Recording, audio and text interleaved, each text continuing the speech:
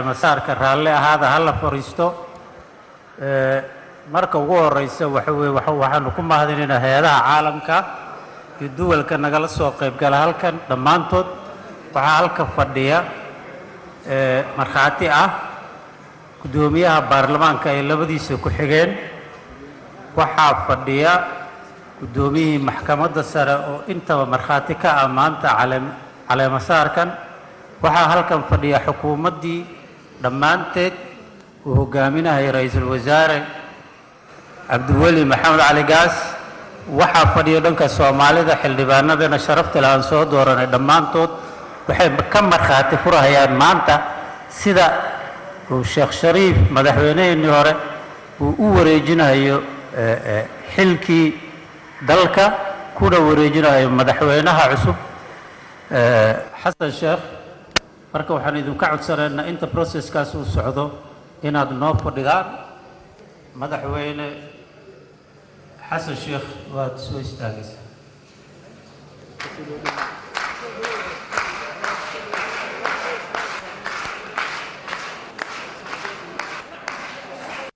هذا دقنان مدحويني هو الشيخ شريف شيخ شريف كل وريجنا يا فايل في دوكيومنتي وقعدت كوهي قرنك وح الله لو يدي كورسبوندنس هاي حل وهي ayuu wareejinayaa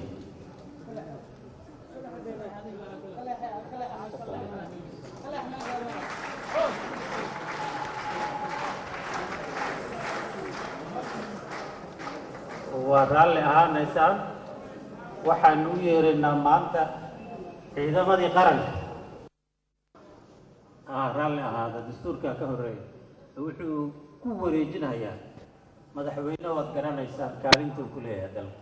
waxa ugu weyn waa ilaalinta dastuurka marka dastuurkii aynu samaysanay aynu qorannay aynu isku raacnay ayuu madaxweynihii hore markuu halkaas soo gaarsiiyey ku wareejinayaa madaxweyne xasan sheekh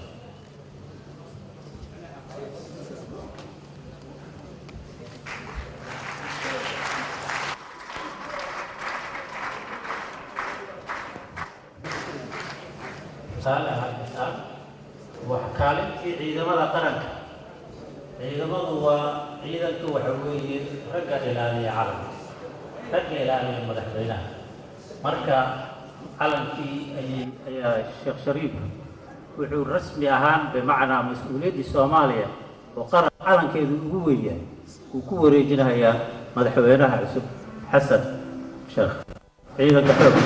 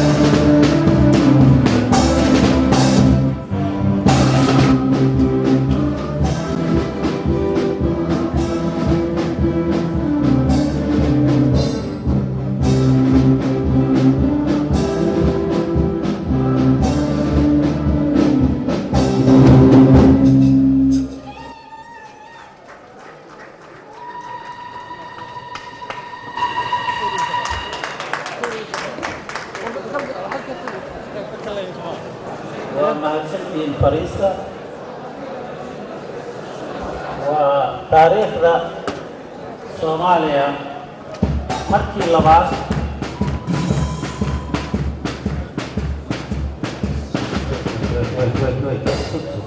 waa markii labaad taariikhda Soomaaliya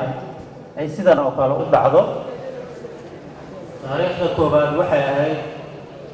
madaxweynayaasheenii allah u naxariistay aadan cabdulle cusmaan iyo cabdirashiid cali sharmaar. maanta waa maalintii labaad oo laba madaxweyne isbedelaan rasmi ahaan. waa madaxweynihii hore sheekh shariif, haddana waa madaxweyne xasan sheekh. intaa waagii aadan cabdulle iyo cabdirashiid cali sheekh marke waa yaryareen aan u malaynaya ma ayna soo gaarin brotokoolka nooca raalli ahaada waxa weeye aadan cadde iyo cabdirashiid cali sheekh ma soo gaarin annaga.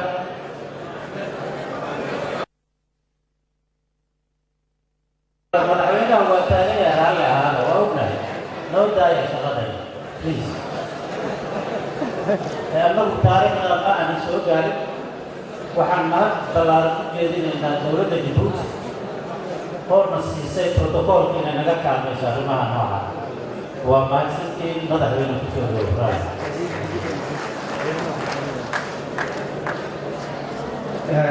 بسم الله الحمد لله والصلاة والسلام على رسول الله. السلام عليكم ورحمة الله وبركاته. مدحويني هوري جمهورية الفدرالية الصومالية مدير الشيخ شريف الشيخ أحمد قدوميها برلمان كصوماليا مدير محمد الشيخ عثمان جواري قدومية كحييننا رئيس الوزراء مدير بروفيسور عبد الولي محمد علي باس مدحوينها جمهورية جيبوتي مدير إسماعيل عمر جيلي رئيس الوزراء إثيوبيا مدير حين مريم رئيس الوزراء كحيين كدلك تركيا مدير تاو رئيس الوزراء كحيين كيوغندا موسى علي لطالياها مدحوينها السودان مدير نافع علي نافع وزير الدولة ضلك خضر رماها الدمدة قدوميها أوركا مدولة أفريكا مرت شرفتك علينا مرتي المركلة. السلام عليكم ورحمة الله وبركاته. جامعة العرب الرابع هذا وكيلك سفير أستاذ ناصر حسني حسني جامعة عرفة رالي هذا مدير يعني مروين سيدا مان تنو شيء كمان ومالين كوين تاريخ جمهورية الصومالية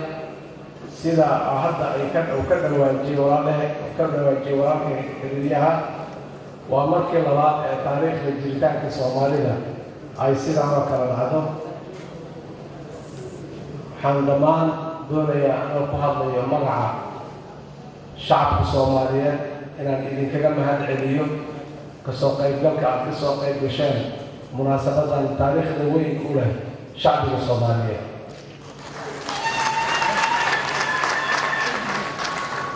عن صدق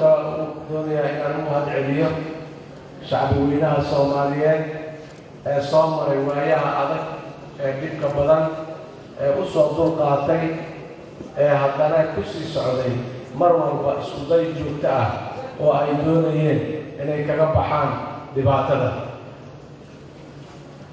وحن هركا مجمعات علمية مدحوينيه هوري ولالكي شريف شيخ أحمد وعنديه كرهمتي وحو أمانتيدا ليه هاي قدرنتيدا مالتا إن ميشان جوجنا وأن سو قارنو مالتا التاريخي يعني أمود الجوجنا iyadoo aan wada ognahay aad qadab sanaa dibka badnaa ee dalku uu soo maray madaxweyne sheekh shariif sheekh axmed wuxuu ku guulaystay inuu u adkaysto marna aanu ka wareerin tubtii uu ku raadinayay caqabado kastoo la dhigay haddana uu ka soo tallaabsaday maantana uu sababay sida aad arkaysaan ee habka dimuqraadiga ah ee caalamkoo dhan uu u riyaaqay in xukunkii dalka la isugu wareejiyo dalkiina uu soo gaaro meel laga sii daadihin karo si uu u gaaro dowladnimo dhaba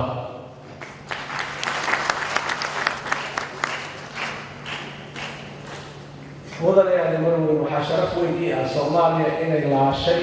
ama ay laabtay beej taariikheed oo ku jiri doona taariikhdeeda aanay furtay beej kale oo cusub oo asigana ah mid taariikhda Soomaaliya wax weyn ka noqon doona bedeli doonana mudanayaal marweyn waxaan shacabka Soomaaliyeed u ballan qaadaynaa muddada aan xilka hayno inaan abuurno bulsho وهنا إلى قاعدته نبضة أيضا تحديدا نبض كل نوراته درس كذا نبض كل نوراته عالم أنت سكننا أي نبض كل نوراته إلى القابين تصممين قاب السياسة دولة الصومالية سأل أمنا جمهورية الصومالية أو ديمقراطية وحكم كسيدا يسكسي قرح بالمر والبا ضد حكامياشو أي سوء الدلال الحمد لله يا إلى ما تهكا ذكرى إن دلكيني هي مرحلة وأبا هي إنه دب أسوء استاجو وحن حكامي دونا سياسة كسليسن تيرر معينة أو اللي يقانو أو تيرر كاسو دمانتو مركز الاسكو دور الله tiirarka bilowga cusub ee Soomaaliya tiirarkaas tiirka ugu horeeya waxa waaye xasilinta dalka Soomaaliya inuu xasilo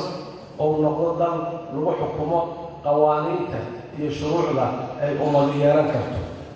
waxaa tiirkaas ugu horeeya amniga oo aan doonayno in uu noqdo muhiimadeeda koowaad muhiimadeeda labaad iyo muhiimadeeda saddexaad intaba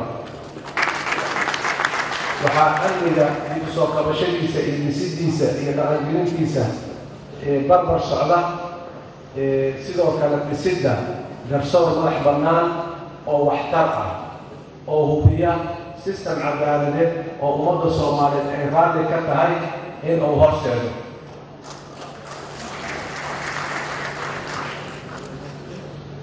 tiirka labaad waa soo noolaynta dhaqaalaha dalka horumarinta dhaqaalahana isteejka kasii dambeeya ayuu noqon doonaa soo noolaynta dhaqaalaha dalka waxaa muhiimadiisa koowaad iyo diiradiisu ay saaran tahay soo kabashada dhaqaalaha qoyska Soomaaliyeed maanta markii qoysku uu magaalada kala galo caawa markuu isku soo noqdo in la xaqiijiyo in miiskiisa saxan wax la cuno ay ku jiraan ay saaran yihiin aan ku dadaali doonaa inaan abuurno fursad dadka Soomaalida ay u leeyihiin karti ama xirfado ay ku shaqaystaan iyo sidoo kale fursad ay ku abuurmi karto shaqooyin dalka dowladda Soomaalida intii karankeeda shaqooyin abuurto iyo jawi shirkadaha caalamiga iyo hay'adaha caalamiga ee dalka yimaada ayaguna ay ku abuuri karaan fursad ay ku shaqaalayaan dad badan oo Soomaaliyeed waxaan aad iyo aad ugu mashquuli doonaa abuurista jawi horumarinta dalka ay ka soo baxdo fursad ayadana dadka Soomaaliyeed ay waxay doonaan sidoo kale tiirka saddexaad waxaan leenahay waa nabadeynta iyo heshiisiinta dalka Soomaaliya wuxuu soo maray muddo 20 sano ka badan oo colaad iyo dowlad la'aan ah waxaa ka sii horeysay muddo kale oo dowlad wanaagii uu dalka ka maqnaa intaasoo dhan dadku waxay geliyeen kala aaminbax ballaaran iyo kalsoonidii dowladda lagu qabay oo sii daciifta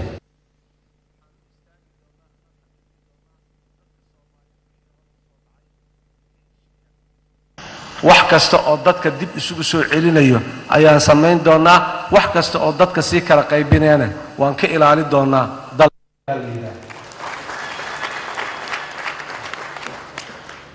waxaan sidoo kale abuuri doonaa jawi koowaad oo ahay amniga si ay u dhalato dalka gudihiisa uga dhalato hogaamiyaasheeda dhaqanka kuwa diinta kuwa bulshada qaybaha kala duwan dalka dacaladiisa kala duwan inay inta u safraan qaadaan calanka nabadda oo bulsho kasta oo wax sheeganayso ay ula istaagaan una dhex fadhiistaan uguna baaqaan nabadda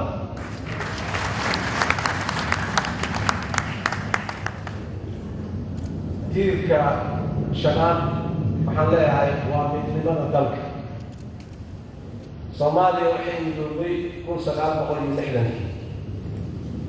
midnimadaasi midnimo aad iyo aad dadku ay u jeclaayeen raalli looga ahaa oo si caatifad ah oo la isla kacay ku timid ayay ahayd nasiib darro 30 sano markaan dowladda ahayd kadib midnimadaasi waxaa gaaray dhaawac weyn wadahadallada bilowday muxuu ahaa hogaankii iga horreeyey iyo maxaan ku raadayay maamulka Somaliland ay bilaabeen waa bilow fiican halkiisa ayaanu ka sii socon doonaa haddii aan leeyahay ma horkici doono mana ka shaqayn doono midnimo ku si jajuuba ama xoog military ama xoog diblomaasiyadeed oo la isku adeegtay ee waxaan horseedi doonaa midnimo ku timaado wada hadal iyo istixgelin isqadarin walaalnimo raalli laga wadiyahay waxaan ka shaqayn doonaa midnimadaasi inaan rukumo adag u dhigno rukumadaas adagna haddii alla yidhaahdo ay ka mid noqdaan manhajka waxbarashada ee dalka si dhallaankeena ay ugu soo barbaaraan muhiimadda midnimada ay leedahay una ilaaliyaan tiirka lixaad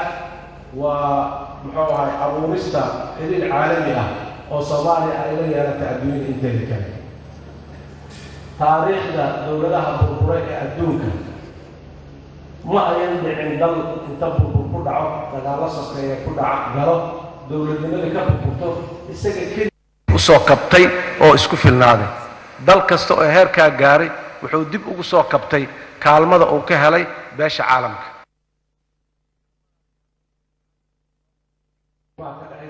ama haddii ay tahay mid dalal saaxiiba ay soo horseedeen oo ay keeneen Soomaaliyana kama duwana dalalkaas oo waxay u baahan tahay garab istaagidda caalamka guud ahaantiisa Soomaaliya hal mid bay kaga duwan tahay dalalkaas aan sheegnay ee soo kaban waayay kaalmada caalamka la'aantiis mid bay kaga duwan tahay waa dalka qaba taariikhda ugu dheer ee dowlad la'aanta ay ka jirto dalkiisa maadaama ay sidaas tahay wuu uga baahi badan yahay dalalkii hore ee helay kaalmada caalamiga ah annaga ayaa uga baahi badan waana sugeynaa laakiin waxaan doonaynaa hore usoo sheegay hadda ku celinayaa dowladdaydu waxay ku shaqayn doontaa kana shaqayn doontaa dadka Soomaalida siday u fikiraan iyo siday dowladnimada u arkaan in wax badan laga bedelo oo dadka Soomaalida ay maskax cusub oo maxaan ku raadayay fresh ay la timaado oo dowladnimada iyo dowlad dhisidda ay ku eegto sidaas oo kale waxaan doonaynaa beesha caalamka qaybaheeda kala duwan iyo hay-adaha caalamka iyo dowladaha adduunka intoodaba ayaguna inay markaan gashtaan oo kiyaalo ka duwan kuwii hore Soomaaliya waxaan caalamka si buuxda u weydiisanaynaa kaalmada iyo garab istaagidda Soomaaliya inay noqoto mid toos ah oo aanay u dhaxaynin dhexdhexaadiyayaal ama waxa afka qalaad lagu yiraahdo intermediary aanay u dhaxaynin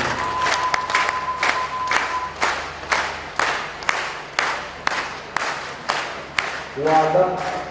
dowladdeena hay-adaha dowladeed ee aan doonayna inaan dhisnaa waxay ku dhismi karaan keliya markii caalamka uu si toosa noola macaamilo laakiin markii caalamka uu meel kale noo soo maro way ugu dheeraanay safarka aan ku dhisayno dowladnimada marka mar kale waxaan codsanaynaa si toos ah in caalamka ula magacaabo iyo hay-adaha dowladeed ee aan dhowaan hana qaadi doono haddii aan la yidhaahdo oo ka duwan kuwii ku meel gaarka ahay oo aan ahayn markaan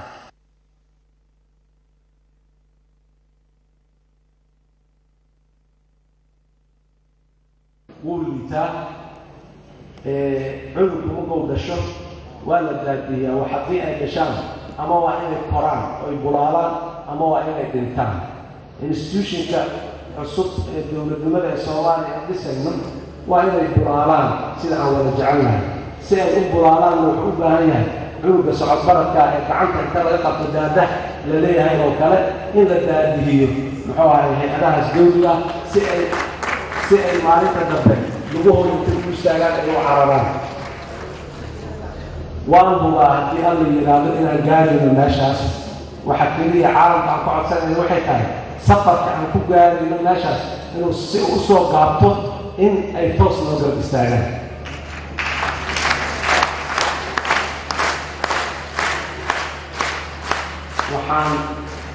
وحان أتاقلنا وحنوب بضلوها سياسات كأننا أمانتو أي كدو الوريقي سدونا إلا بابئي ماشي أي سوق قلبها ماشي حضر ظروفها جير أنا سامح إلينا الله يرين حنوك مواطنة صومالية هايس حنوك هدو يهلك أمني هدو يهلك دقالة هدو يهلك كرامة يقف نمليسي انت بوحان دونينا إلا قاب الله بابئي وحان دونينا دلك الصومالية inuu dhawaan ka baxo in la yiraahdo xerada qaxootiga ugu weyn adduunka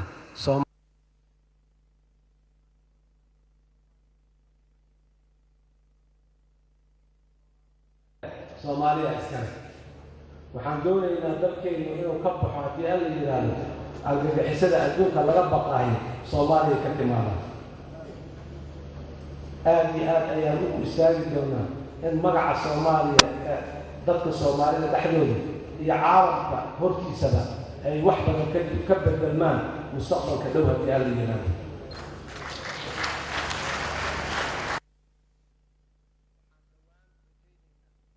madaxdan iyo maxaan ku raadaa martisharafka dalka ay soo booqdaan iyadoo Soomaaliya dhaxdeeda ammaan isisiisay oo nabad ah dariskeedana nabad la ah caalamka intiisa kalena nabad la ah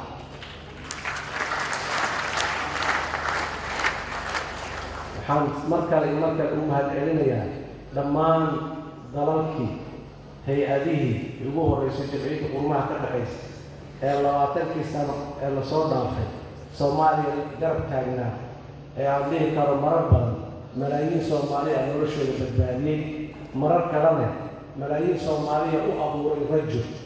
ayaan doonayaa maanta inaan halkan aad iyo aad uga mahadceliyo Soomaaliya way istaagtay wayna soconaysaa haddii ilaahay idinkiisa ayadoo waxay gaari doontaa markay ka mid noqoto dalalka caalamka ee kuwa nasiib darradu ay la kulantay markooda kaalmeeya ayagana mustaqbalka dabaaldiyaan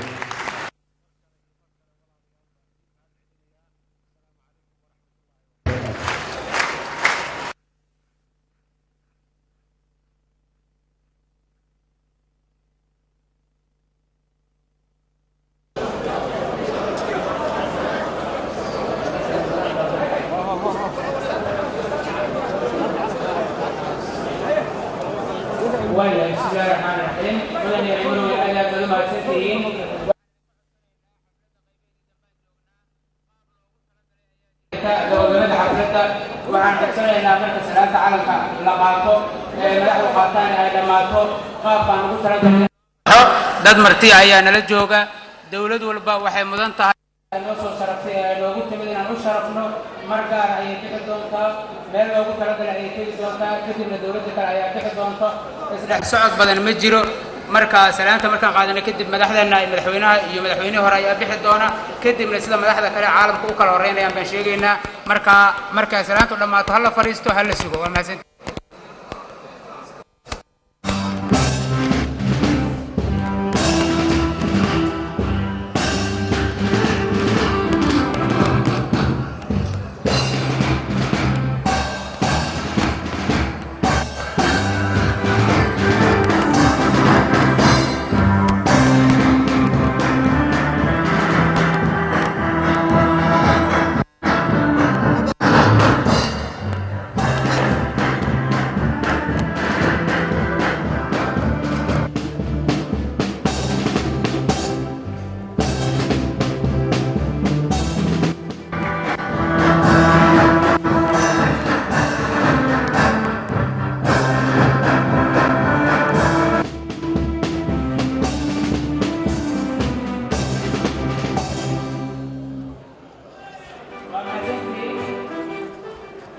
ومحسنتين على فريستو وحبيت دونا مدحويننا مدن حسن الشيخ محمود iyo madaxweyne hore fadlan على فريستو madaxa loo saxiyo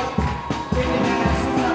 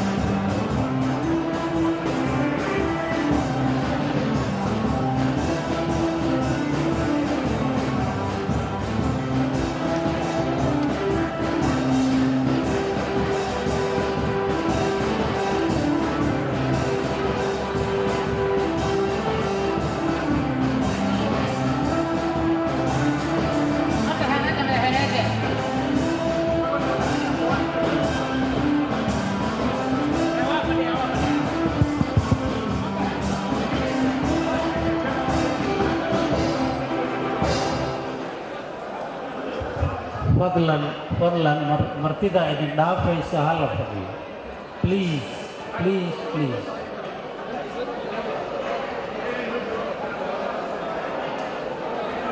martida horta ha baxdo raalli ahaada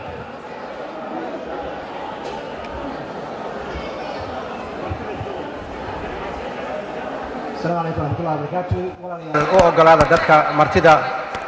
inoo ah inay albaabka ka baxaan. And could you please, excuse me, could you please let the get out of the gate and just show them a bit of respect and just elect them other side of the gate. And as I can see it, you cannot, they cannot go through the door.